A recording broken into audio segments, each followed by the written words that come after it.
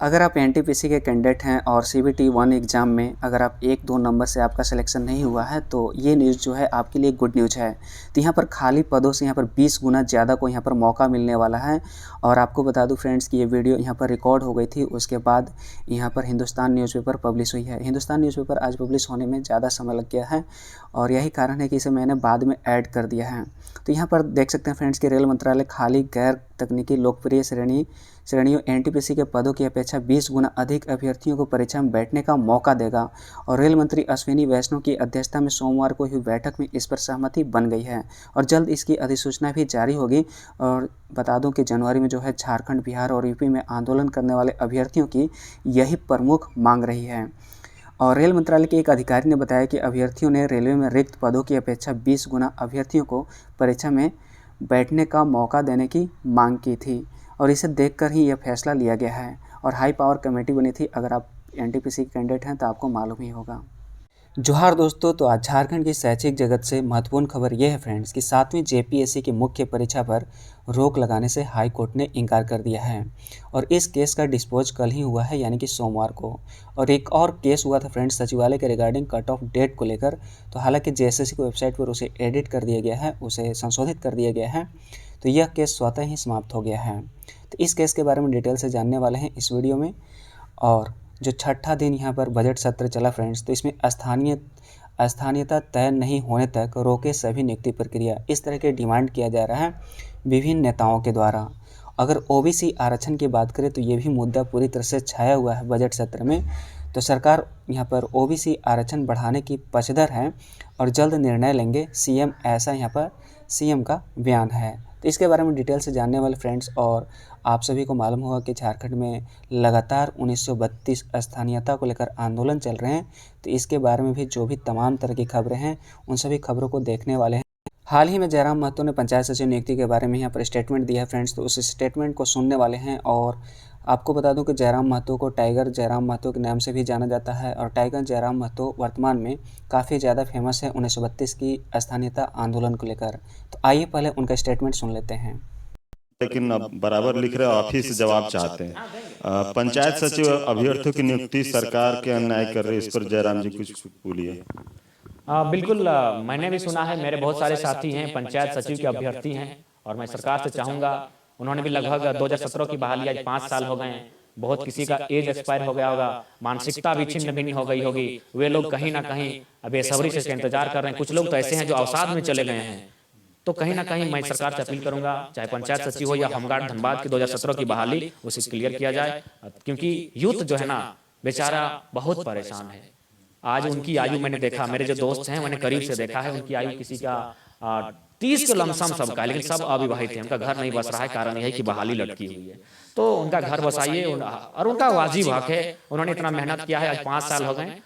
तो कहीं ना कहीं मैं चाहूंगा, और हाँ, अगर आपको कहीं लगता है कि अगर कोई फर्जी लोग हैं तो उन्हें आप अपने स्तर साइड कीजिए। अगर सरकार को लग रहा है कि इस बहाली में कुछ फर्जी लोग घुस आए हैं, क्योंकि झारखंड में ऐसा होता है कि मैंने जातिवासी लोग गलत भी बनाते हैं, तो उनको साइड कीजिए, लेकिन बहाली को खत्म ना होना चाहिए, बहाली रद्द नहीं होनी चाहिए। जो झारखंडी खतियानदारी हैं और 10-15% जो हम संविधान की बात करते हैं कि बाकी लोग भी, बाकी राज्य के लोग भी दावा कर सकते हैं, 10% 15% जो भी आपका क्राइटेरिया है उसके साथ फुलफिल किया जाए, लेकिन बहाली रद्द ना किया जाए। 7वीं जेपीएससी को लेकर कोर्ट के फैसले के बारे में बात करें फ्रेंड्स, तो यहाँ पर देख सकते हैं कि झारखंड हाई कोर्ट के जस्टिस डॉक्टर एस.एन. पाठक की अदालत में सोमवार को 7वीं जेपीएससी की मुख्य परीक्षा पर रोक लगाने की मांग को लेकर याचिका पर सुनवाई हुई और सुनवाई के दौरान अदालत ने मुख्य परीक्षा पर रोक लगाने से इनकार करते हुए आईए जो हस्तक्षेप होता है याचिका को खारिज कर दी। और अदालत ने अपने आदेश में कहा है कि इस स्थिति में मुख्य परीक्षा पर रोक नहीं लगा सकते हैं। और बता दें कि 7वीं जो ये जेपीएससी है इसकी मुख्य परीक्षा जो है 11 मार्च से शुरू हो रही है। तो इसका मतलब साफ है कि यहाँ जो एग्ज़ाम है 11 मार्च से निश्चित रूप से लिया ही जाएगा। और इस संबंध में पूर्णिमा कुमारी मिश्रा ने अदालत हाई कोर्ट में याचिका दाखिल की है और सुनवाई के दौरान अदालत को बताया कि ओएमआर शीट में केंद्र निरीक्षक का हस्ताक्षर नहीं है, इसलिए इसमें गड़बड़ी की आशंका है। और इस पर जेपीएससी के अधिवक्ता संजय पिपरवाल और प्रिंस कुमार सिंह ने अदालत को बताया कि इस बार नए नियम के तहत परीक्षा ली गई है और इसमें अभ्यर्थियों को ओएमआर शीट की कार्बन कॉपी दी गई है। इसके अलावा परीक्षा केंद्र एक एक एक उपस्थिति पंजिका बनाई गई थी जिसमें केंद्र निरीक्षक सहित अभ्यर्थियों का हस्ताक्षर है। इसलिए इसमें गड़बड़ी की कोई भी आशंका नहीं है और इसलिए प्रार्थी की याचिका सुनवाई योग्य नहीं है। तो यहाँ पर केस को डिसमिस कर दिया गया फ्रेंड्स। और जो जेपीएससी एग्ज़ाम है, मेंस एग्ज़ाम निश्चित रूप से 11 मार्च से शुरू होने जा रही है।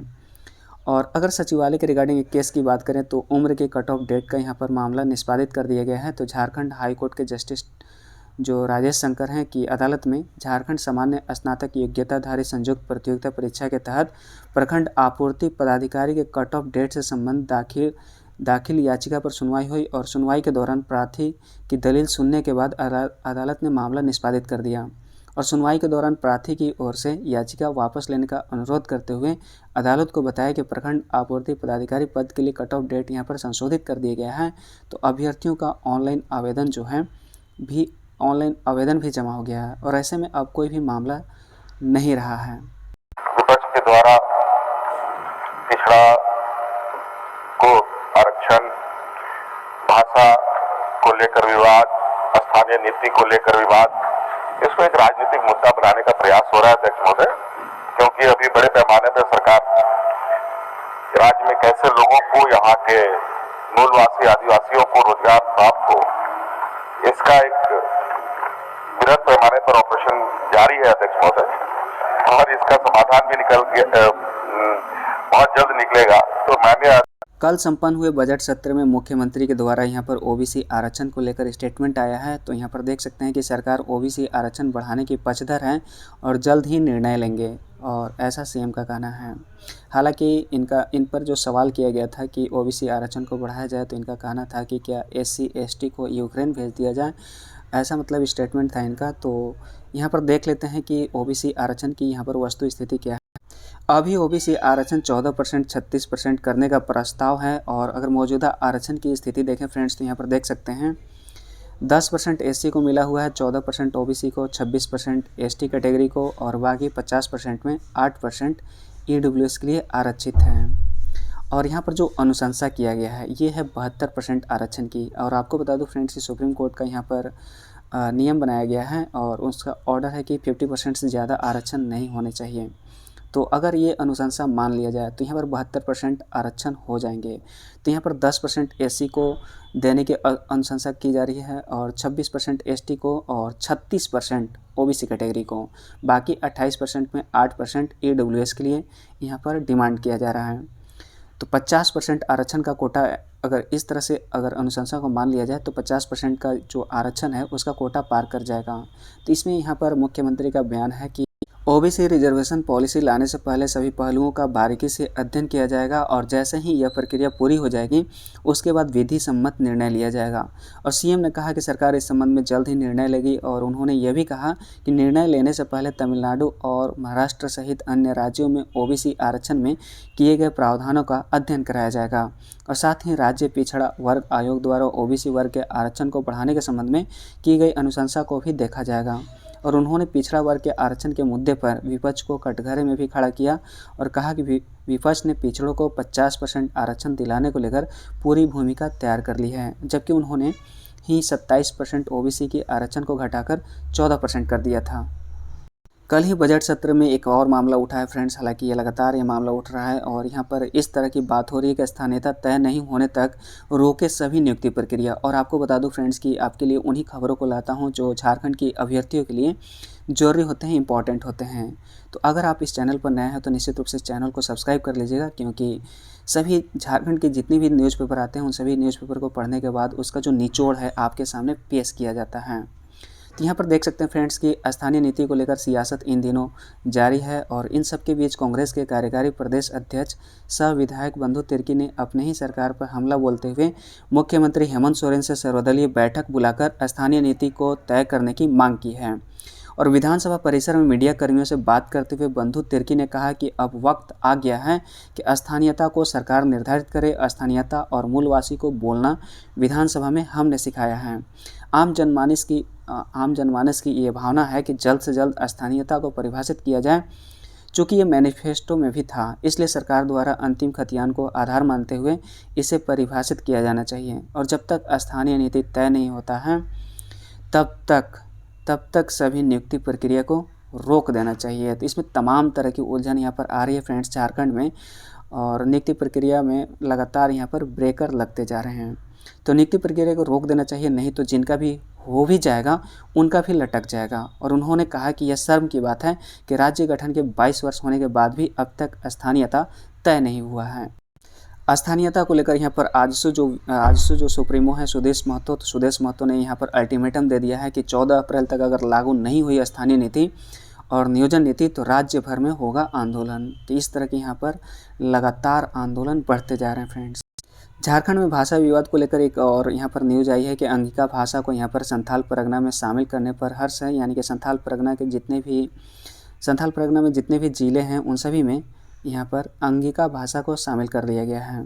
अगर आज की टॉप करंट अफेयर्स की बात करें फ्रेंड्स, तो यहाँ पर आदित्यपुर की उषा रानी जो है बेस्ट इनोवेटिव MSME उद्यमी बन गई हैं और ये बिहार की रहने वाली हैं। और एक और न्यूज़ ये है कि जो झारखंड सचिवालय है, तो झारखंड सचिवालय में मैट्रिक इंटर को लेकर जो केस किया गया फ्रेंड्स, तो उस केस का सुनवाई जो है आज ही तय किया गया है झारखंड हाईकोर्ट के द्वारा। तो उस केस में होता क्या है या फिर जो कुछ भी रिजल्ट आता है, जो कुछ भी हाईकोर्ट के द्वारा बताया जाएगा, उसे मैं सबसे पहले अपडेट करने की कोशिश करूँगा आपके समक्ष। तो उम्मीद करता हूँ ये वीडियो आपको इन्फॉर्मेटिव लगा होगा, तो वीडियो को लाइक कर दें और चैनल को जरूर सब्सक्राइब कर लें, क्योंकि झारखंड की तमाम तरह की खबरों को यहाँ पर पब्लिश किया जाता है। झारखंड में जितने भी न्यूज़पेपर आते हैं, झारखंड में जितने भी वेबसाइट हैं, जो महत्वपूर्ण वेबसाइट हैं, उन सभी से न्यूज़ को यहाँ पर खंगाल कर आपके सामने पेश करने की कोशिश करते हैं। तो मिलते हैं नेक्स्ट वीडियो में। Thanks for watching and wish you all the best.